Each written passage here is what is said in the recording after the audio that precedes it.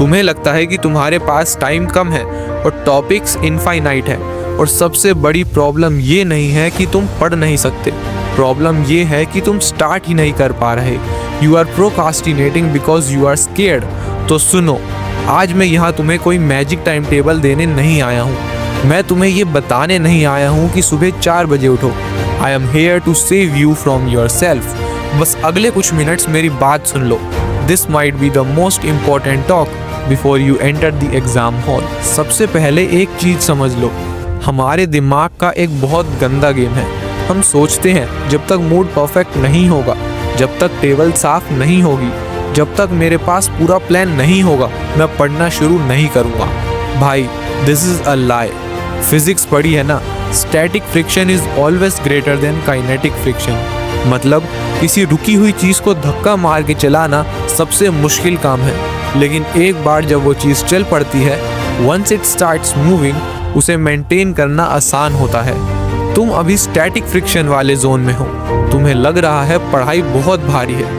Trust me, तुम बस किताब खोलो, सिर्फ पहला सेंटेंस पढ़ो, सिर्फ पहला इक्वेशन सॉल्व करो, मोशन में आ जाओ, मूड अपने आप बन जाएगा। मोटिवेशन एक्शन से पहले नहीं आती, मोटिवेशन एक्शन के बाद आती है। अब एक प्रैक्टिकल गलती जो 90% स्टूडेंट्स करते हैं, तुम लोग पैसिव स्टडी कर रहे हो। तुम नोट्स खोलते हो, हाइलाइटर्स उठाते हो और पेज को रंगना शुरू कर देते हो। तुम्हें लगता है तुम पढ़ रहे हो। नहीं मेरे दोस्त, तुम बस अपने दिमाग को सेटिस्फाई कर रहे हो कि हाँ मैंने पढ़ लिया, लेकिन एग्जाम हॉल में बुक खुली नहीं होगी, वहाँ तुम्हें याद करना पड़ेगा। तो आज से, अभी से एक्टिव रिकॉल यूज़ करो। एक टॉपिक पढ़ो, बुक बंद करो और खुद को समझाओ जैसे कि तुम किसी 5 साल के बच्चे को समझा रहे हो। अगर तुम बिना देखे एक्सप्लेन नहीं कर पा रहे तो तुमने अभी तक पढ़ा ही नहीं, तुम्हें बस रीडिंग मारी है। एंड प्लीज़, ये फ़ोन इसको दूसरे कमरे में फेंक दो। साइलेंट मोड पे नहीं, डू नॉट डिस्टर्ब पे नहीं, लिटरली दूसरे कमरे में।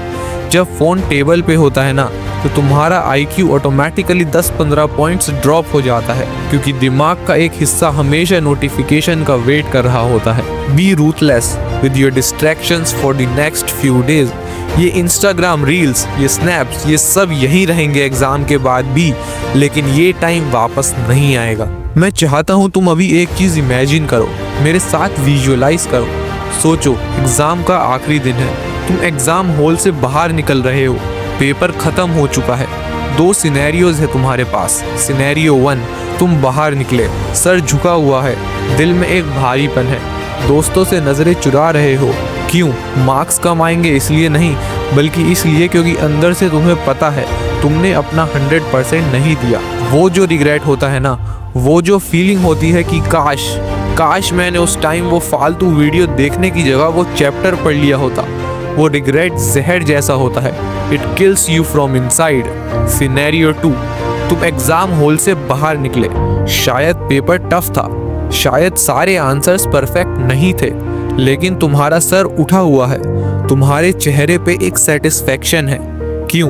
क्योंकि तुम्हें पता है कि जितना टाइम बचा था तुमने उसका निचोड़ निकाल लिया है। You fought till the last minute, you gave your absolute best. Result जो भी हो, वो सिनेरियो 2 वाली feeling that creates winners. Exam sheet पर लिखे नंबर तुम्हारा फ्यूचर डिसाइड नहीं करते, लेकिन एग्जाम के लिए की गई मेहनत तुम्हारा कैरेक्टर डिसाइड करती है।